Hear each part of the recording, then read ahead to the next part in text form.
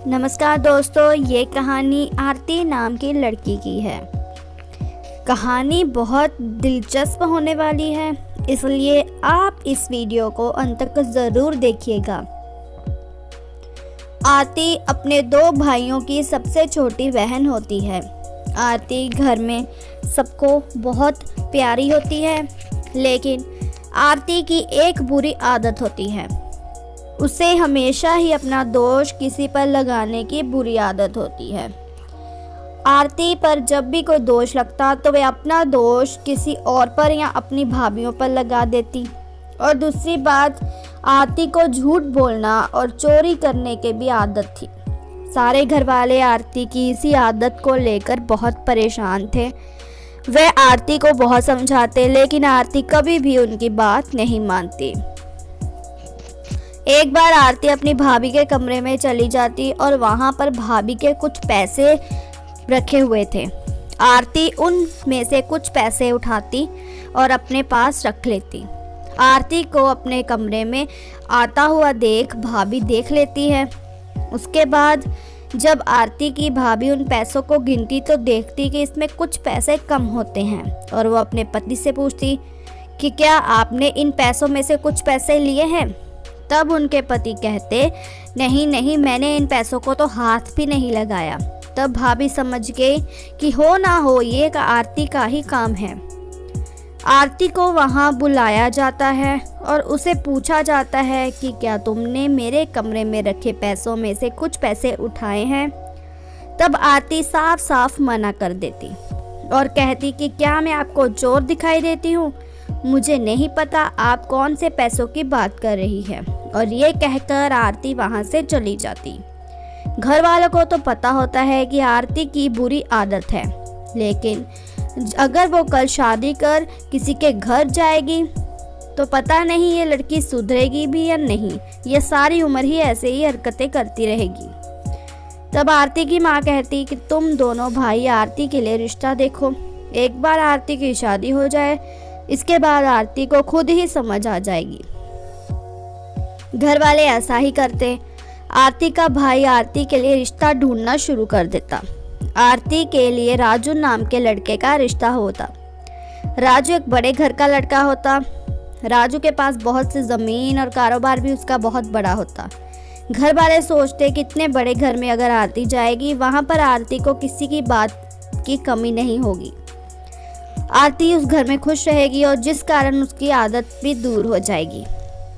इसी तरह से आरती की शादी हो जाती। आरती की शादी में दाज भी खूब दिया जाता। बेशक लड़की वालों को दहेज देने नहीं चाहिए था, लेकिन फिर भी आरती की माँ अपनी तरफ से जो होता उतना करती।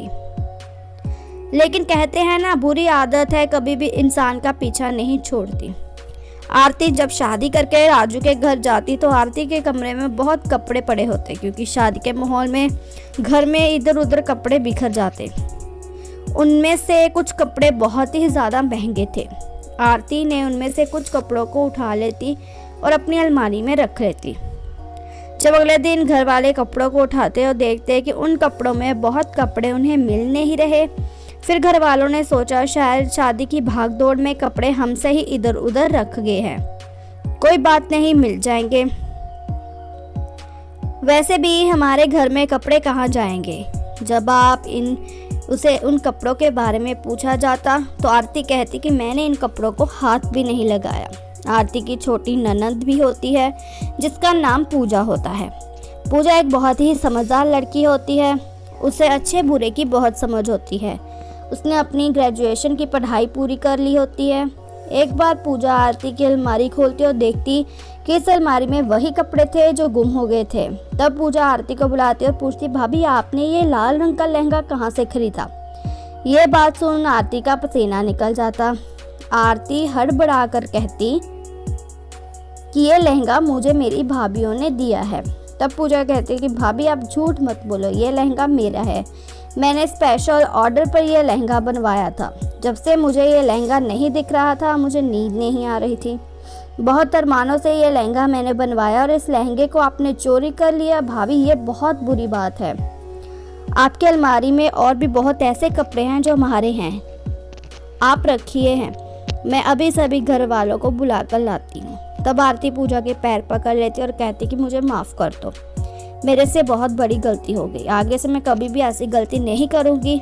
तब पूजा कहती कि भाभी मुझे पता है आपकी बुरी आदत है, आपकी भाभीयों ने हमें सब कुछ बता दिया, लेकिन यहाँ पर आपकी आदत नहीं चलेगी, आपको यहाँ पर सुधरना ही पड़ेगा, नहीं तो ऐसे लोगों की हमारे घर में कोई जगह नहीं है। उस दिन के बाद आरती अपनी बुरी आदतों पर बहुत काबू कर लेती। अब आरती झूठ बोलना भी बंद कर देती और आरती अपने घर वालों को कहना भी नहीं मानती थी। वे अब आरती अपनी ननद का कहना मान लेती। शायद अपने घर में आरती को डर नहीं था, लेकिन यहाँ ससुराल में आरती को अपना और अपने परिवार की बेइज्जती का डर था, जिस कारण आरती अब सुधर जाती है। तो दोस्तों, ये कहानी थी आरती की। हमें उम्मीद है कि आपको ये कहानी अच्छी लगी होगी। अगर आपको ये कहानी अच्छी लगी है तो हमारी वीडियो को ज़रूर लाइक कीजिएगा, और अगर आप हमारे चैनल पर नए दर्शक हो तो हमारे चैनल को ज़रूर सब्सक्राइब कीजिएगा। मिलते हैं नई वीडियो के साथ, तब तक के लिए धन्यवाद।